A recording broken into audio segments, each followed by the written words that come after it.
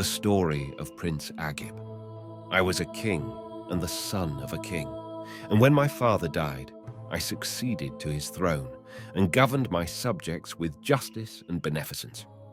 I took pleasure in sea voyages, and my capital was on the shore of an extensive sea, interspersed with fortified and garrisoned islands, which I desired for my amusement to visit. I therefore embarked with a fleet of 10 ships and took with me provisions sufficient for a whole month. I proceeded 20 days, after which there arose against us a contrary wind, but at daybreak it ceased, and the sea became calm, and we arrived at an island where we landed and cooked some provisions and ate, after which we remained there 2 days. We then continued our voyage, and when 20 days more had passed, we found ourselves in strange waters, unknown to the captain, and desired the watch to look out from the masthead. So he went aloft, and when he had come down, he said to the captain, "I saw, on my right hand, fish floating upon the surface of the water, and looking toward the midst of the sea, I perceived something looming in the distance, sometimes black and sometimes white." When the captain heard this report of the watch, he threw his turban on the deck and plucked his beard, and said to those who were with him, "Receive warning of our destruction, which will befall all of us.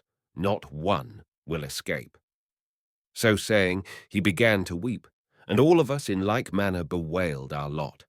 I desired him to inform us of that which the watch had seen. "O my lord," he replied, "know that we have wandered from our course since the commencement of the contrary wind that was followed in the morning by a calm, in consequence of which we remained stationary 2 days. From that period we have deviated from our course for 21 days, and we have no wind to carry us back from the fate which awaits us after this day. Tomorrow we shall arrive at a mountain of black stone called Lodestone. The current is now bearing us violently toward it, and the ships will fall in pieces, and every nail in them will fly to the mountain and adhere to it. For God hath given to the lodestone a secret property, by virtue of which everything of iron is attracted toward it. On that mountain is such a quantity of iron as no one knoweth but God, whose name be exalted. For from times of old great numbers of ships have been destroyed by the influence of that mountain. There is, upon the summit of the mountain, a cupola of brass supported by 10 columns, and upon the top of this is a horseman upon a horse of brass, having in his hand a brazen spear, and upon his breast suspended a tablet of lead, upon which are engraved mysterious names and talismans. And as long, O king, as this horseman remains upon the horse, so long will every ship that approaches be destroyed, with every person on board, and all the iron contained in it will cleave to the mountain. No one will be safe until the horseman shall have fallen from the horse." The captain then wept bitterly, and we felt assured that our destruction was inevitable, and every one of us bade adieu to his friend.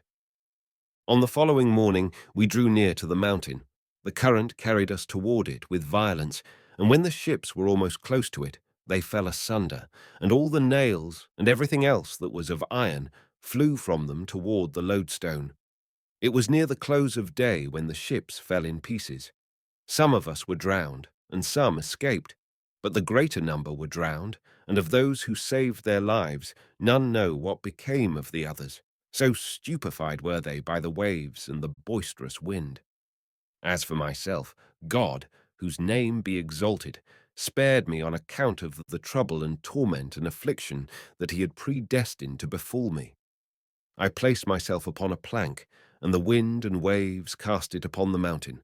And when I had landed, I found a practicable way to the summit, resembling steps cut in the rock.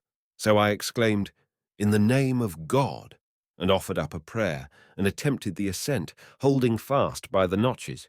And presently God stilled the wind, so that I arrived in safety at the summit. Rejoicing greatly in my escape, I immediately entered the cupola and performed prayers in gratitude to God for my preservation, after which I slept beneath the cupola and heard a voice saying to me, "O son of Kasib, when thou awakest, dig beneath thy feet, and thou wilt find a bow of brass and 3 arrows of lead, whereon are engraved talismans. Then take the bow and arrows and shoot at the horseman that is upon the top of the cupola, and relieve mankind from this great affliction. For when thou hast shot at the horseman, he will fall into the sea. The bow will also fall, and do thou bury it in its place. And as soon as thou hast done this, the sea will swell and rise until it attains the summit of the mountain, and there will appear upon it a boat bearing a man different from him whom thou shalt have cast down, and he will come to thee, having an oar in his hand. Then do thou embark with him, but utter not the name of God, and he will convey thee in 10 days to a safe sea, where, on thy arrival, thou wilt find one who will take thee to thy city. All this shall be done if thou utter not the name of God. Awaking from my sleep, I sprang up and did as the voice had directed. I shot at the horseman, and he fell into the sea, and the bow having fallen from my hand, I buried it. The sea then became troubled and rose to the summit of the mountain, and when I had stood waiting there a little while, I beheld a boat in the midst of the sea approaching me. I praised God, whose name be exalted, and when the boat came to me, I found in it a man of brass, with a tablet of lead upon his breast, engraven with names and talismans. Without uttering a word, I embarked in the boat, and the man rowed me 10 successive days, after which I beheld the islands of security, whereupon, in the excess of my joy, I exclaimed, "There is no deity but God. God is most great." And as soon as I had done this, the man cast me out of the boat and sank in the sea. Being able to swim, I swam until night, when my arms and shoulders were tired, and in this perilous situation I repeated the profession of the faith, and gave myself up as lost.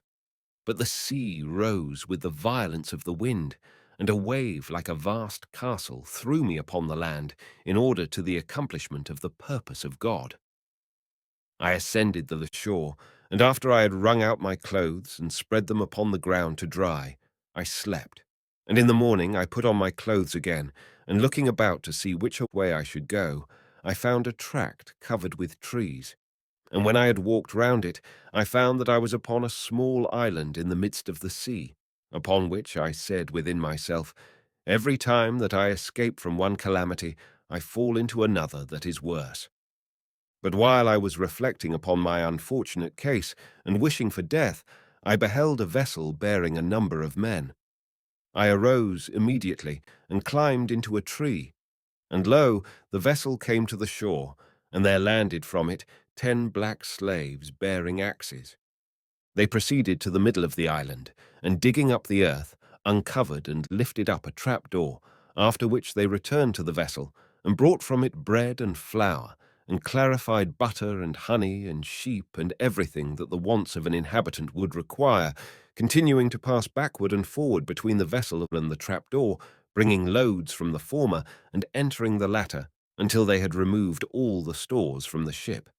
They then came out of the vessel with various clothes of the most beautiful description, and in the midst of them was an old sheik, enfeebled and wasted by extreme age, leading by the hand a young man cast in the mould of graceful symmetry, and invested with such perfect beauty as deserved to be a subject for proverbs. He was like a fresh and slender twig, enchanting and captivating every heart by his elegant form. The party proceeded to the trap-door, and entering it, became concealed from my eyes. They remained beneath about 2 hours or more, after which the sheikh and the slaves came out. But the youth came not with them, and they replaced the earth, and embarked and set sail.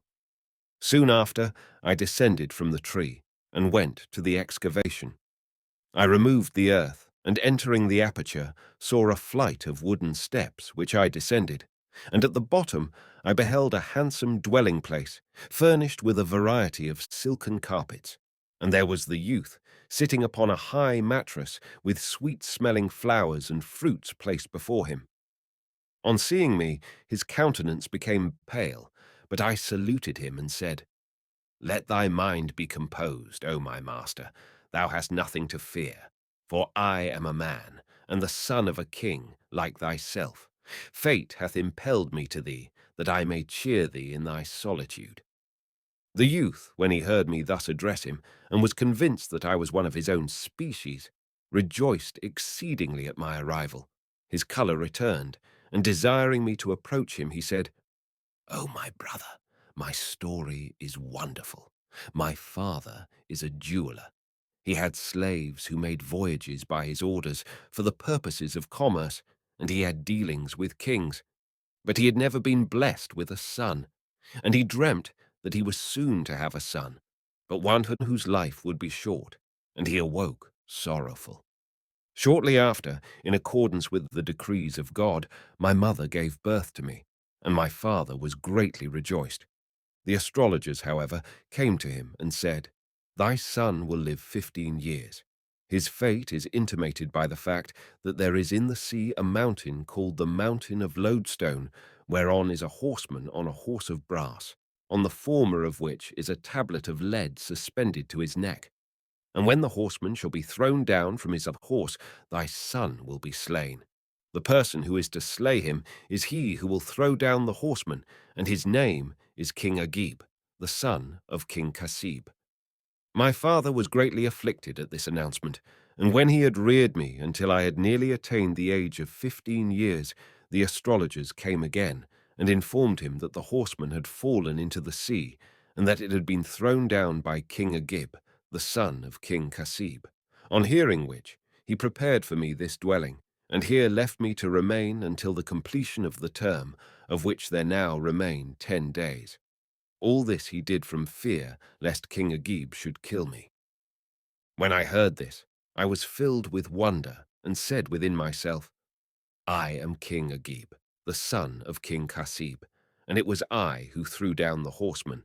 But by Allah, I will neither kill him nor do him any injury.' Then said I to the youth, 'Far from thee be both destruction and harm, if it be the will of God. Thou hast nothing to fear. I will remain with thee to serve thee, and will go forth with thee to thy father, and beg of him to send me back to my country, for the which he will obtain a reward.' The youth rejoiced at my words, and I sat and conversed with him until night, when I spread his bed for him, and covered him, and slept near to his side. And in the morning I brought him water, and he washed his face, and said to me, 'May God requite thee for me with every blessing.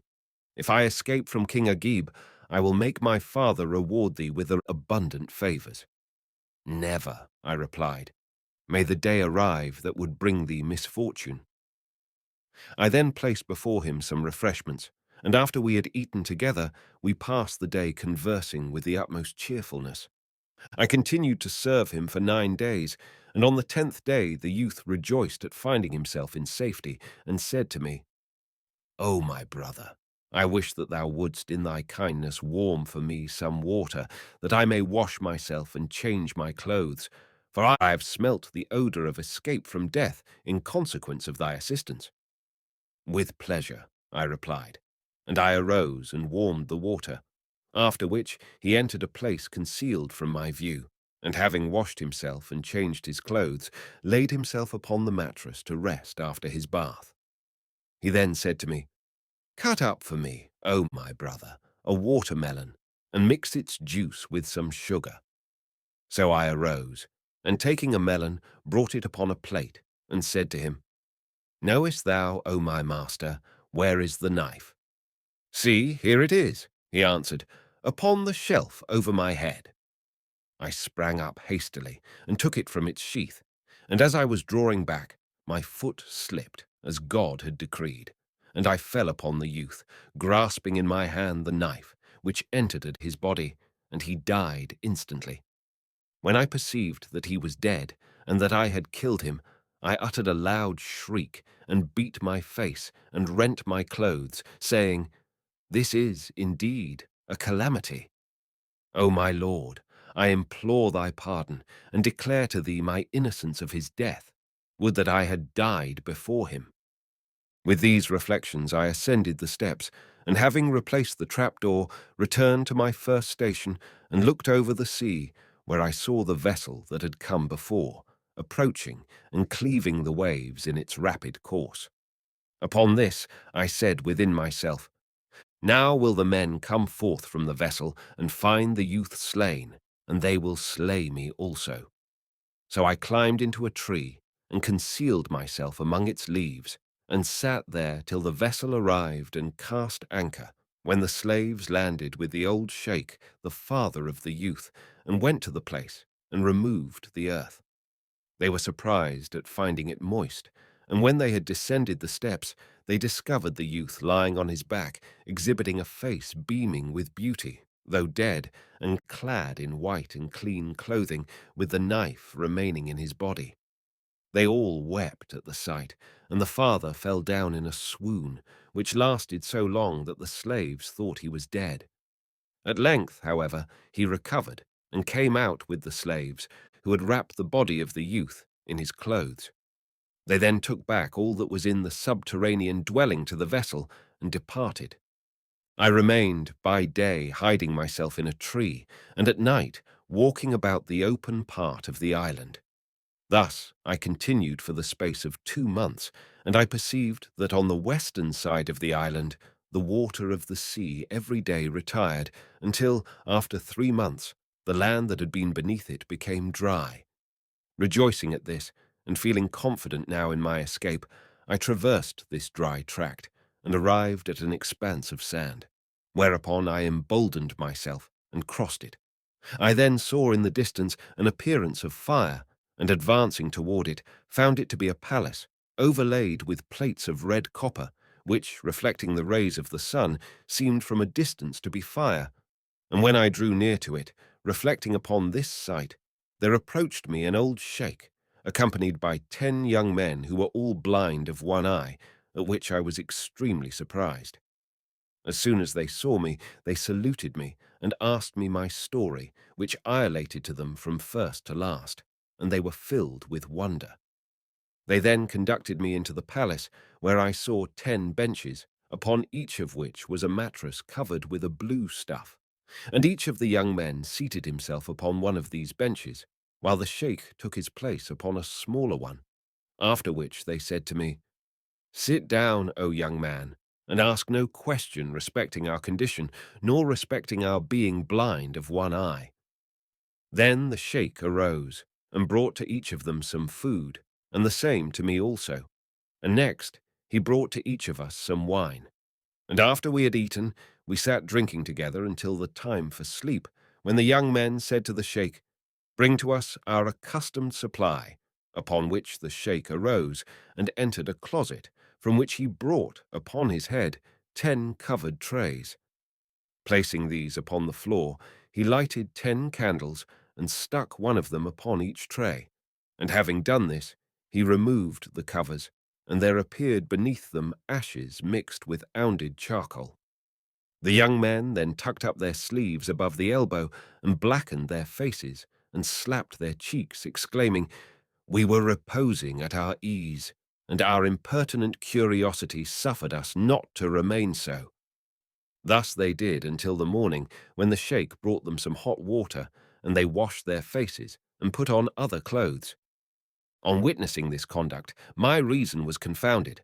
My heart was so troubled that I forgot my own misfortunes, and I asked them the cause of their strange behavior, upon which they looked toward me and said, O young man, ask not respecting that which doth not concern thee, but be silent, for in silence is security from error.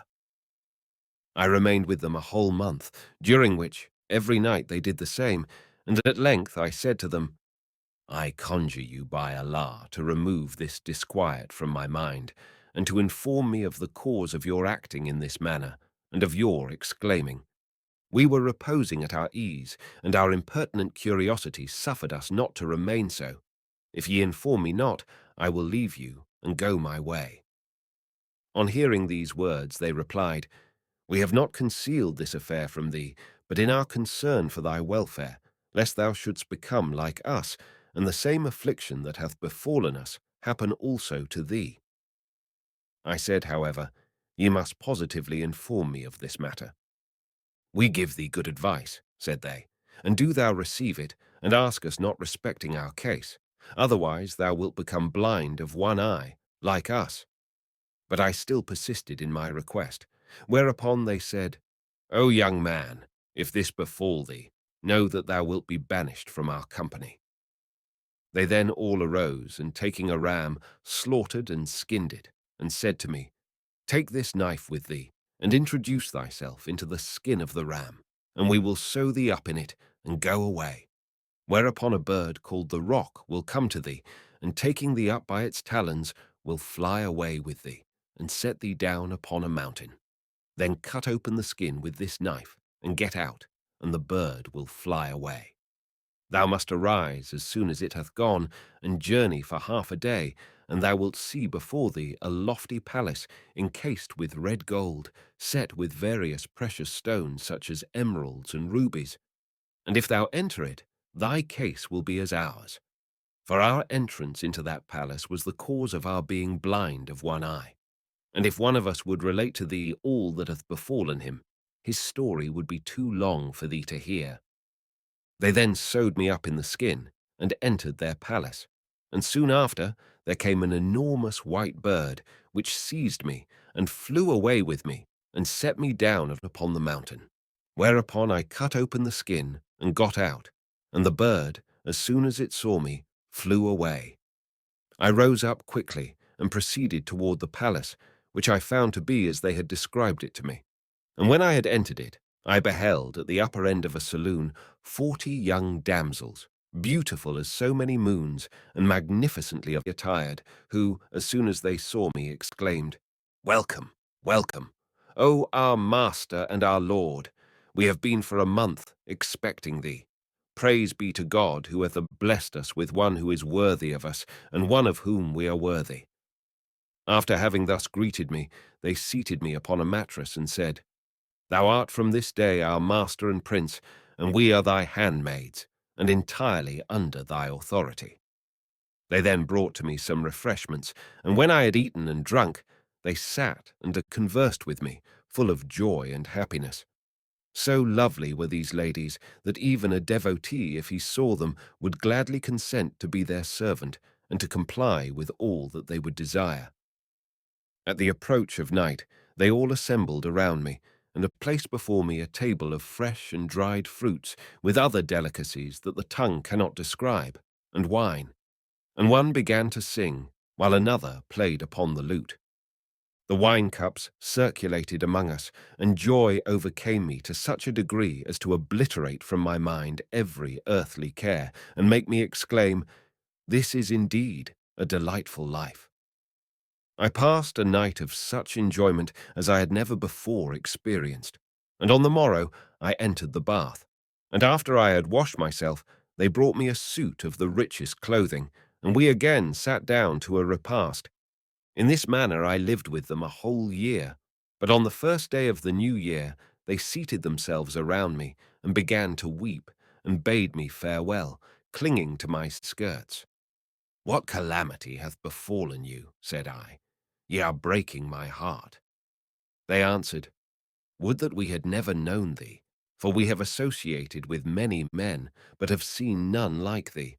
May God, therefore, not deprive us of thy company. And they wept afresh. I said to them, I wish that you would acquaint me with the cause of this weeping. Thou, they replied, art the cause. Yet now, if thou wilt attend to what we tell thee, we shall never be parted. But if thou act contrary to it, we are separated from this time, and our hearts whisper to us that thou wilt not regard our warning. Inform me, said I, and I will attend to your directions. And they replied, If then thou wouldst inquire respecting our history, know that we are the daughters of kings. For many years it hath been our custom to assemble here, and every year we absent ourselves during a period of 40 days. Then returning, we indulge ourselves for a year in feasting and drinking. This is our usual practice. And now we fear that thou wilt disregard our directions when we are absent from thee.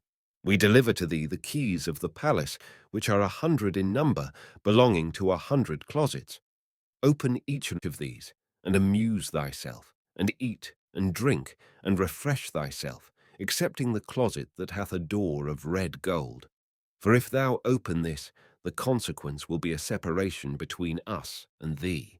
We conjure thee, therefore, to observe our direction, and to be patient during this period." Upon hearing this, I swore to them that I would never open the closet to which they alluded, and they departed, urging me to be faithful to my promise. I remained alone in the palace, and at the approach of evening I opened the first closet, and entering it, found a mansion like paradise, with a garden containing green trees loaded with ripe fruits, abounding with singing birds, and watered by copious streams. My heart was soothed by the sight, and I wandered among the trees, scenting the fragrance of the flowers, and listening to the warbling of the birds as they sang the praises of the One, the Almighty. After admiring the mingled colours of the apple, resembling the hue upon the cheek of the beloved maid, and the sallow countenance of the perplexed and timid lover, the sweet-smelling quince diffusing an odour like musk and ambergris, and the plum shining as the ruby, I retired from this place, and having locked the door, opened that of the next closet, within which I beheld a spacious tract planted with numerous palm trees, and watered by a river flowing among rose trees, and jasmine, and marjoram, and eglantine, and narcissus, and gilliflower, the odours of which, diffused in every direction by the wind, inspired me with the utmost delight. I locked again the door of the second closet, and opened that of the third. Within this I found a large saloon, paved with marbles of various colours, and with costly minerals and precious gems, and containing cages constructed of sandal and aloes wood, with singing birds within them, and others upon the branches of trees which were planted there. My heart was charmed, my trouble was dissipated, and I slept there until the morning. I then opened the door of the fourth closet, and within this door I found a great building in which were 40 closets with open doors, and entering these I beheld pearls and rubies and chrysolites and emeralds and other precious jewels, such as the tongue cannot describe. I was astonished at the sight, and said, "Such things as these, I imagine, are not found in the treasury of any king. I am now the king of my age, and all these treasures, through the goodness of God, are mine." Thus I continued to amuse myself, passing from one place to another until 39 days had elapsed, and I had opened the doors of all the closets, excepting that which they had forbidden me to open. My heart was then disturbed by curiosity respecting this 100th closet, and the devil, in order to plunge me into misery, induced me to open it. I had not patience to abstain, though there remained of the appointed period only 1 day. So I approached the closet and opened the door. And when I had entered, I perceived a fragrant odour, such as I had never before smelt, which intoxicated me so that I fell down insensible, and remained some time in this state. But at length, recovering, I fortified my heart, and proceeded. I found the floor overspread with saffron, and the place illuminated by golden lamps and by candles, which diffused the odours of musk and ambergris. I saw also a black horse of the hue of the darkest night, before which was a manger of white crystal filled with cleansed sesame, and another, similar to it, containing rose water infused with musk.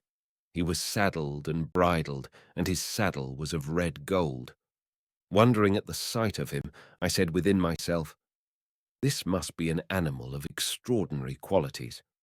And, seduced by the devil, I led him out and mounted him, but he moved not from his place.